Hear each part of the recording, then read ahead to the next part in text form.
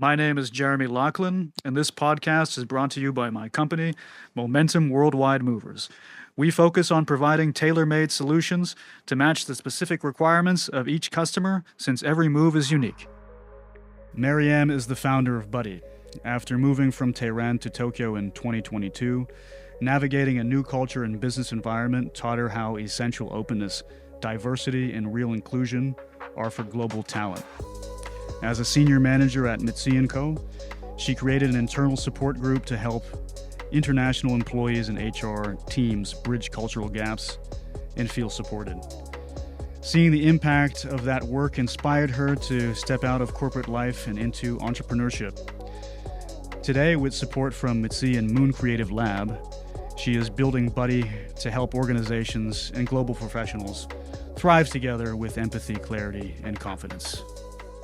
Okay, Maryam, thank you for coming on the podcast. Thank you for having me here. How are you today? Good, but it's cold. It's pretty cold outside, right? Yeah. But it's too hot inside, right? Exactly. Yeah. This is what we were talking. Huh? All right, so let's get started into your career, which I find fascinating. You had worked in logistics for a while, right? Back home. Supply chain, I can say. More procurement, supply chain, and logistics is a part of that. Okay. But just looking into it, you could be like the CEO of FedEx or something like that, which how much, Maybe. experience you have. So tell me about why you got to Japan and how that worked out. So actually, that's interesting story because I'm from Iran, Tehran, and after graduation in Iran, I started my career in 2009, and I started as a mechanical engineer, and then just the whole career path took me to the procurement, supply chain, and everything. And then when I've been working, I was thinking, I really like to get into automotive industry. I like this industry. Mm-hmm. And just by chance, I could get to a distributor, actually, official distributor in Iran to work as, again, head of supply chain. And through that experience, actually, I think Mitsui found me. We have in Iran, we have a recruiting website that we just upload our CV there. Mm-hmm. And at that time, I was thinking to change my job when I was with that distributor, car distributor, and Mitsui found my CV there. And they contacted me. And they said, hello, we are Mitsui. Do you want to have interview with us? And I was like, sorry, who is Mitsui? Okay.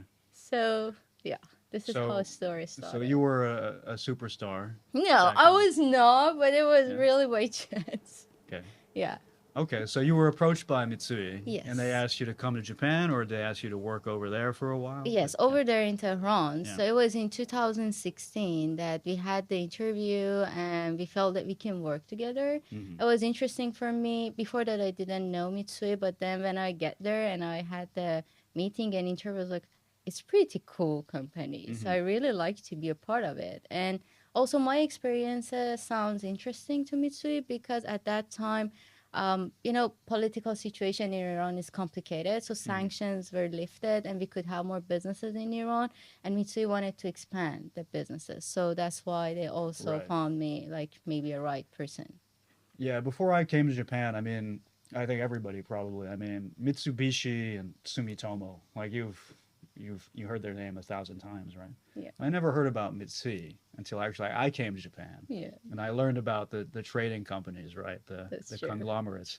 And then I learned that, Mitsui is just as big as Yeah. and important as Mitsubishi. Yes, exactly. Maybe Mitsubishi is more famous because of the car brand.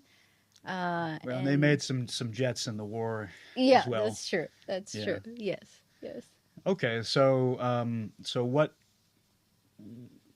you eventually came to Japan, though. Yes. So, and how did that work out? So actually, I've been working for 3 years in Tehran office, and again because of the situation in Iran and Tehran office and all businesses that we have had in Mitsui, they offered me to relocate me to headquarters, and I was like, why not? That's amazing. I take it. But COVID happened. Right. End of 2020, Yeah. 2019. Yeah. So I had to wait for about 2 years, and then 2022 I started here in headquarters. Mhm. And yeah, actually, very interesting experience because it changed my, how can I say, my perspective more about Mitsui being in headquarters, because working in local offices still is different. We are still like immersed in our own like country's culture, and we are trying to adjust with Japanese business culture, like trading companies cultures. But when we are in headquarters, everything is in Japanese culture and their trading culture we have to adjust with. Yeah, that seems to be the case for most big Japanese companies, where the Yes. local company, it's managed and it's run by the local Yes, team. exactly. So, and then when you work there, it's like, oh, I'm working for Toyota or a Yeah. Japanese company, but it doesn't, you're actually not working for a Japanese company. Yeah. So when you come to Japan, then you realize what it's like, right? Yeah, Yes. Yes, the reality. right. And you're still there. So, I mean, can you tell me about what it's like to work for a big company like that in Japan, and what were the challenges that you had, and or Yeah, yeah. so I can say it's really valuable experience, but it's also not easy. Hmm. It's not really easy, and especially because I'm not a Japanese speaker, it's more difficult for me. Hmm. Um, but at the same time, it's sweet. So how can I say bittersweet is a good word for that? It's a very very good Japanese way of putting it. Yeah, Oh, yeah. yeah, so I can say that. So I'm learning a lot at the same time. I'm immersing to the culture. I'm finding new networks and also learning about Japanese cultures, trying to read between the lines, Hmm. the business manner, all of these things. But at the same time, I was trying to find my own position Hmm. here in headquarters, because as a foreigner, as someone who is just entering to the headquarters, non-Japanese speaker, it was difficult Hmm. for me to find my position in the teams, to be Yeah. honest. Especially when you're a woman or coming from like maybe Middle East, maybe it can make it a bit challenging, but it was not that big, to be honest, in Mitsui. And the good point about Mitsui is that they are really open-minded. So they invited a lot of us at the same time to the headquarters Hmm. after COVID. And it was a good movement and diversity from Mitsui, which we all grateful for that opportunity. Hmm. And then we figure out like, well, Mitsui is giving us good opportunity, but still it's not like comprehensive, or there are some gaps. And with others, we started like talking to HR that we think there is this gap, but we think about this solution at the same time. And they were listening to us, and Okay, they were trying to find a solution together with us. So that was a good thing, actually. got it. Quick question: what you were doing recently at Mitsi, is that more HR focused or was it more supply chain focused? Yeah, Automotive industry. So I it's was in automotive, right? mobility. Yes, Okay, mobility. but you started talking to the HR, and you Yes. said, Yes, let's get exactly. things going, right? Exactly. Okay, And we said we want to help you to make it gotcha. better for everyone. Yes. Okay, so that's probably a good point to jump into Buddy. And so, Buddy is basically your own business Under Mitsui. under Mitsui, right? So you got the idea for Buddy, and why don't you just explain that to everyone? Yeah, Yeah, so yeah. actually, these challenges of moving to Japan is the start of the body. Hmm. And with another friend that she's not here with Mitsui anymore, I can say her name May. We have started everything together, Hmm. and we are still talking to every overseas employees in Mitsui headquarters, and we put everything together with some solutions that we thought might work. And we took them to the HR, start talking to one of the general managers, and he was listening to us, he was guiding us, and then he was telling us, so why not to start the first employee resource group in Mitsui, you guys? And I was like, yes, that's a good idea, let's do that. So we started Bond. This is the employee resource group in Hmm. Mitsui, means bridging overseas network development. Okay. Yeah, it's And Bond's. yes, I'm from bonding, Yeah, so yes, exactly. James Bond, but Well, I think yeah, maybe everybody has a different thing to think. well, yeah, but Remember. that can connect to James Bond Okay. too, right? Yeah. And then we start creating this group by having all overseas employees as volunteers, as committee members, as just members, and Hmm. also including many Japanese colleagues. Now we have over 100 members there. And right now, actually, it's official group in Mitsui, and we are Yeah. working officially with HR. So it's not like just voluntary group that we do, but really we are doing something. And we could change some contracts. We could have some workshops. We are at the stage that we have to rebrand it because we could fulfill what we had to do from the beginning. Hmm. So this is just the beginning of a starting body from there. Gotcha. So this bond bond organization, I guess, was part of Mitsui as a way to enhance communications or relocation, mobility kind of things, or Um, more of just a communication kind of It was thing. more the communication and bridging some gaps, I Mm-hmm. can say. For example, the whole relocation support in Mitsui, the basics are the same for everyone. Mm-hmm. But then the types of support are not the same for everyone. Depends on the business unit that we belong to. So we try to take it to HR and have a unified system for that. The other thing was about, for example, the contracts that we have and the scope of work or some more details. We could see the things that maybe Japanese side they couldn't see that. Mm-hmm. So we were sharing our perspective with them, Okay. our challenges with the solution that we thought, but at the same time we were listening to them. So what do you think? What are Mm-hmm. your challenges and why do you think this is the best way that you are doing? So Mm-hmm. we were putting everything together, then we could come up with a solution. So we could change a lot from that actually. So it was the communication, bridging the gap, and also some voluntary work, putting everyone together, having networking events in some Mitsui. Okay. So this kind of was the kind of foundation of Buddy then. It Yes, sounds like. Okay. exactly. Okay. So what was the birth of Buddy? Yes, Yeah. so actually, maybe I should explain about Moon Creative Lab right now, also before getting to. Yeah, I'm kind of interested in understanding what Moon Creative Lab, like what's the connection between the two. So Yes, maybe it would be helpful for everybody if you could explain Moon Creative Lab, yes. and then we'll jump into Buddy. Yeah. Yes, I think I should say that. So, Moon Creative Lab is a venture studio of Mitsui. It's Hmm. 100% Mitsui subsidiary, and it's like incubator or early stage like VC for Mitsui. And they help like people from Mitsui to start their own startups. Hmm. So we call it from 0 to 1 Hmm. support. And so at Moon, we have some programs to help business creation. One was before Spark. It was a 1 week like training to for the ideation, business creation, and then it was Boost program. It was like 3 4 months business incubation support. Hmm. And May, my friend, she took the whole body idea to Spark for 1 week, and she was working with Moon, and she could shape the whole idea. And then I took the whole idea to Boost, and it was incubated at that time by Mitsui and Moon, so I could transfer totally to Body from there. So this is how we started Body under Moon and Mitsui.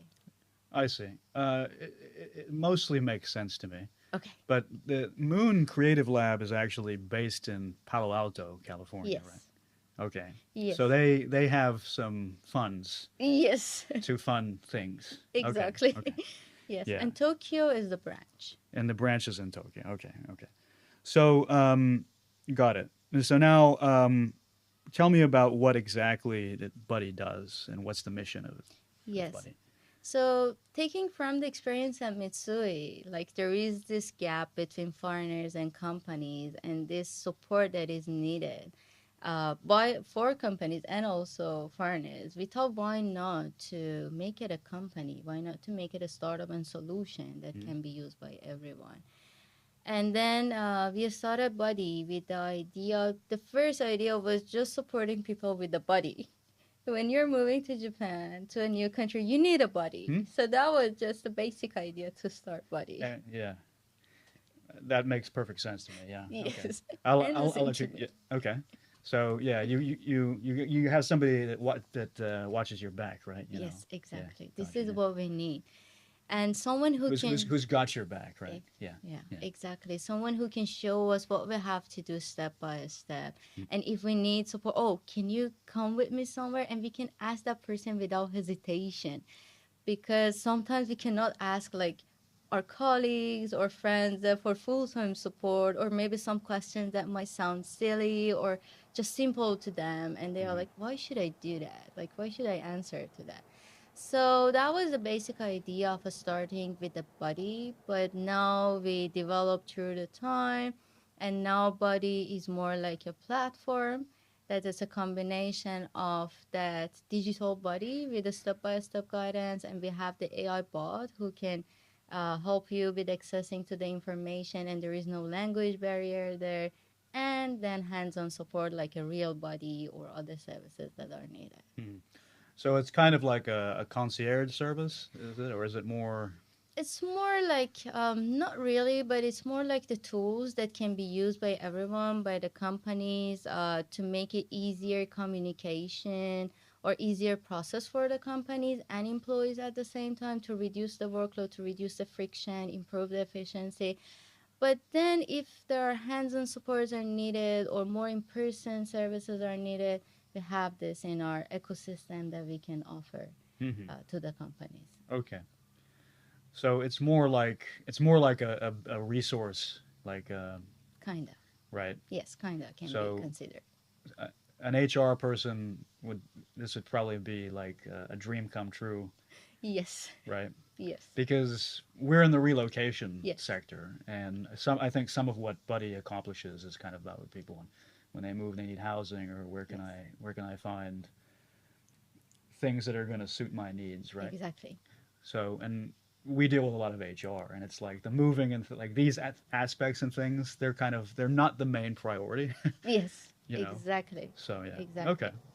So is this something that can be downloaded? This is something that's got AI powering it, and or is it? Yeah, How do we use Buddy? so Buddy right now is for B2B solutions that we offer to the companies. So we just have to explain what Buddy can do to the companies, and they can choose they only want to have, for example, the AI bot. Hmm. And we give them access to AI bot. We should do just their account setup, and they can start using that Hmm. by uploading their own information.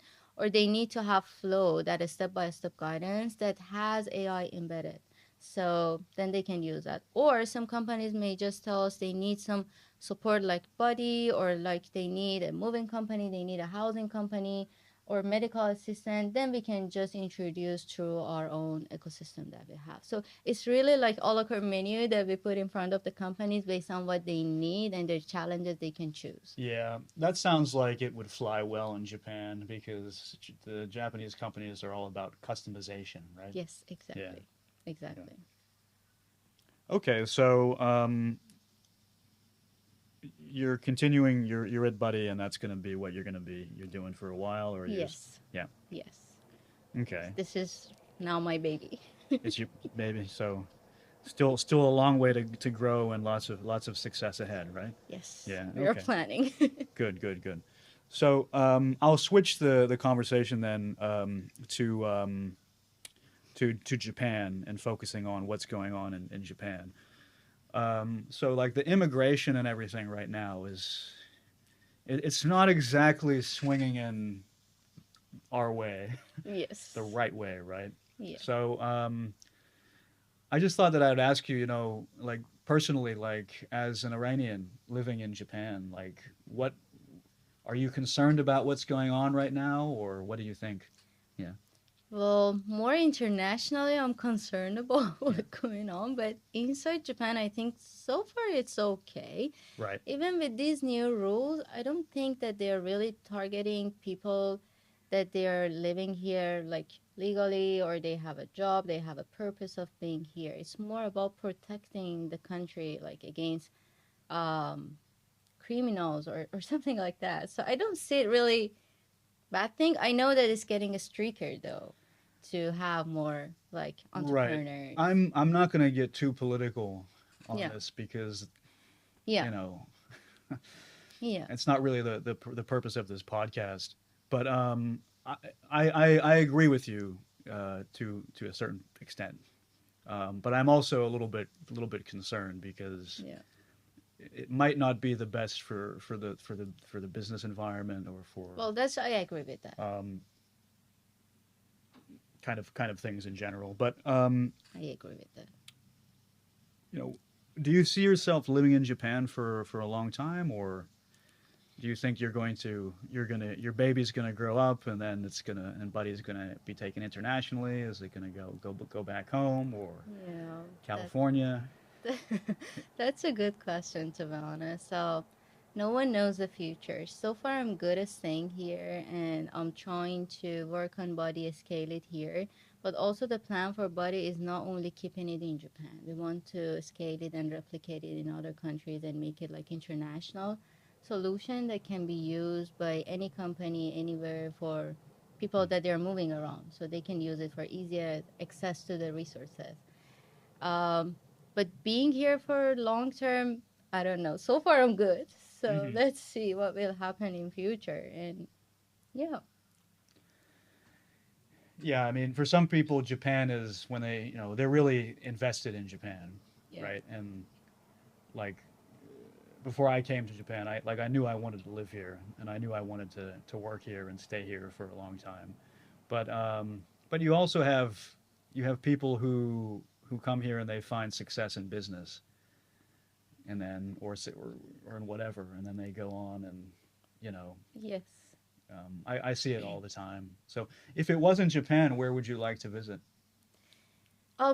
Before like this offer from Mitsui to go to Japan, more I was thinking about Europe. Hmm. Because maybe as Iranian, it's very easy to live in Europe, and it's close somehow to Iran, and I've been also traveling a lot there. So that was my idea that I can live maybe in Yeah, don't go Germany. to the U.S. Well, No. Yeah, yeah. yeah. I was in D.C. recently, and it's Oh, like okay. very very orderly, but there's a reason for that. Okay. Yeah. So I hope it's a good one. Hmm? A good read. There's good and bad and everything, right? So yeah, I mean, so you'd like to go to Europe then? Yeah. Before it was like that, but now, to be honest, I think it's better to be here. Because it was if I were in Europe, so it was just like working in Mitsui offices. Probably I couldn't be an entrepreneur or starting my own thing because local offices are usually smaller, Hmm. and we're just focusing on the business that we are doing. It's not that much open, maybe as headquarters, that we can start our own initiative. So I mean, like personally, like I'd love to live in Italy. Like I mean, Well, that's if a I good if I could thing. just retire now, I mean, I'd keep some roots here in Japan, of course, but I'm going to Italy, But I was in the bookstore the other day, and I was walking around the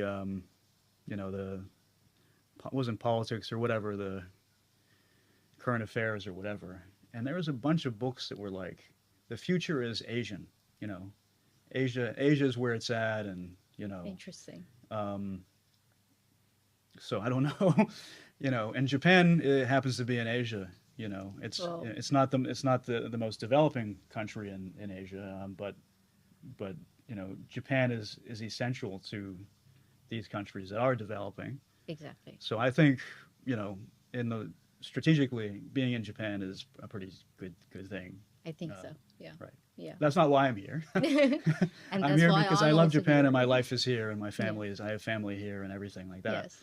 But um, but that's something to consider, right? Yeah. Yes. Yeah. Yes. I don't have those attachments like you to have a family here or have any special attachment, but the main one is body right now, Hmm. which I'm really enjoying, and I think now it's my main purpose Hmm. in my life. I can say one of the mains. I mean, it sounds very exciting, and I think especially I think Japan is a good place to be now for entrepreneurs because I can see all these communities, here, and people getting together, and there's lots of workshops. Japan, please, you can Yeah. disagree with me. Yeah, Well, yeah, to some extent, yeah. not really totally disagreeing, but I can say for startups, Japan is a bit slow, And it's still like everything is doing traditional way. And when we have to talk to the companies, it's difficult for B2B business. It's difficult to convince companies to work with a startup. And they're like, why we have to? We need Mhm. some track records or something like that. So still I think for startups, it's a bit difficult or very slow comparing maybe to other countries. Mhm. But Yeah, I mean, I should probably take back what I said, but I think what I mean is I think Japan has like they have companies and they have technology and they have AI and they have things that founders are very interested in, but they just can't like just take it, right? yeah, They have to come here and they have to do business development and they have to meet people and they yeah, have to learn things. yes, So I think from that aspect, it's yes, kind of cool, right? But yes, exactly.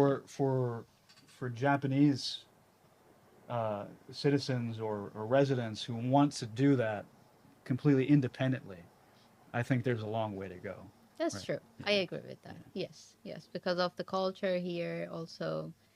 I agree. Hmm. Yep. Yeah. Well, good. Yeah. Yeah. Well, you're actually the last guest of this year, Oh, and okay, nice. this is the tenth edition of this 10th episode, I guess, of this podcast of the year. And Yeah. so this is the last one, and it's the end of the year. So I hope you have happy holidays, Thank you so much. and You maybe too. have some time to put Buddy aside and This is what I'm planning. give some time to yourself. Do you have any big plans for the end of the year? Yes, actually, Yeah. I'm traveling to Mexico with Oh, Mexico, yeah nice. Yeah. to meet my family there. Oh, great, That they great. live in the U.S. actually. Yeah, it's a So bit easier for them to get down easier there. for them Yeah. together. Are you going? Where in Mexico are you going? If you don't mind my asking. Mexico City and Cancun. In Cancun. Okay. Yeah. Yeah, Yeah. yeah. Yeah. And Yeah. then I'm visiting Havana. In Havana. Yeah. Yeah. Oh, nice. Yeah. Yeah. Yeah. It sounds like a good kind of Japan, detached from Japan kind of thing, and yeah, Yes. adventurous, right? Yes. Yeah. Short term. Hmm? Well, you see what happens in Mexico, or Cuba as well. So, Well, let's see then.